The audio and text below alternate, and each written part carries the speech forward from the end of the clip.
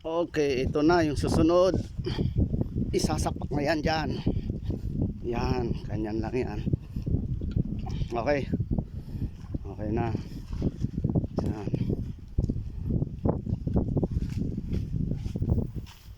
Tapos yan, may salpak.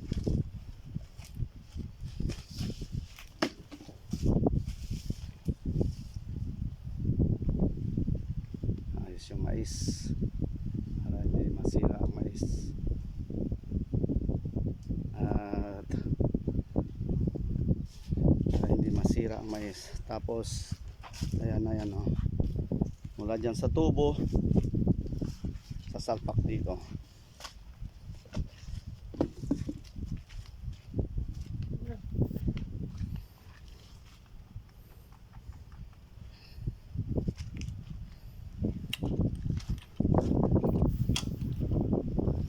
Ayan na.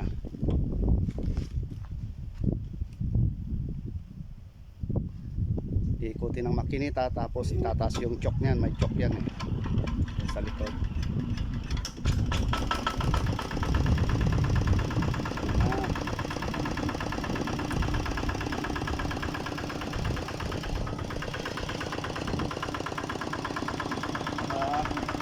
Lalagyan ng konting tubig yung bomba para ang purpose niya para mabilis umigop. Yan, kulang pa sa tali.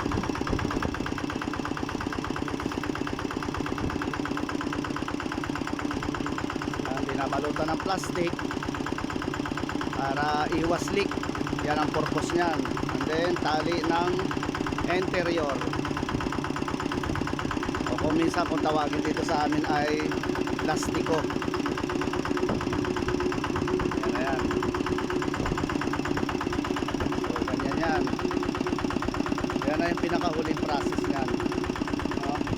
Yan yung tubo na PVC. Kung minsan ang tubo namin dito ay galvanized na tubo, mga D3 or D4 ang tubo dito.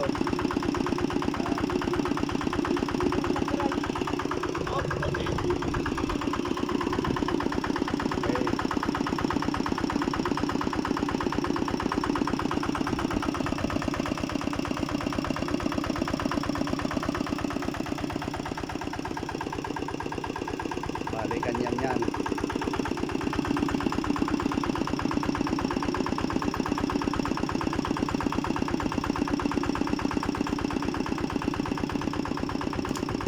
Oops. Kapit.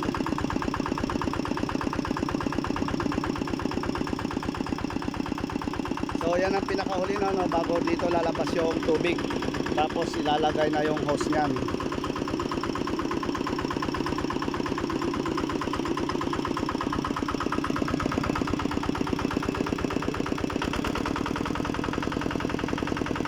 Nilakasan ko ng konti para magkaroon siya ng pwersa.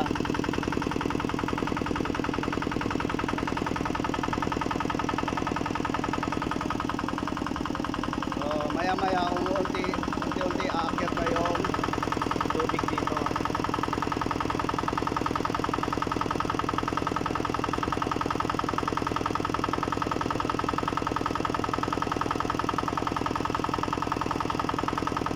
Matagal-tagal din, no?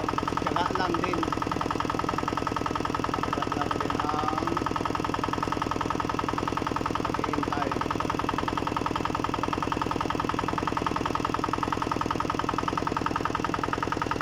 Yan.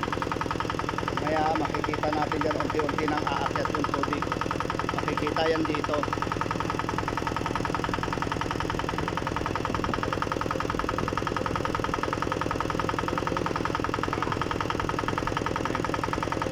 Ayan na.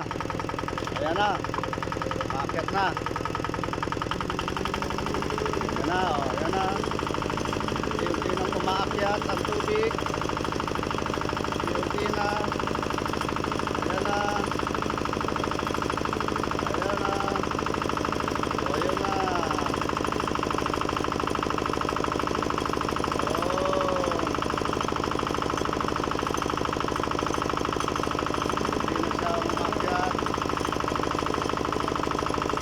Ayan na.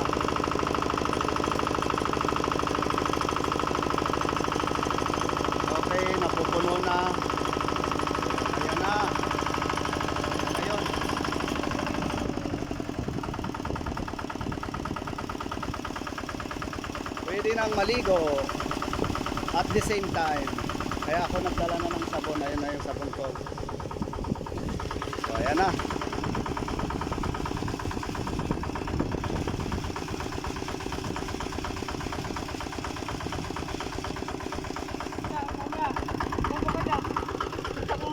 Oh, sige. Okay, ito na yung pinakahuling process do. Tatali na lang ng goma yan. So, maraming salamat. God bless us all. God bless the farmers. San Isidro Labrador, pray for us.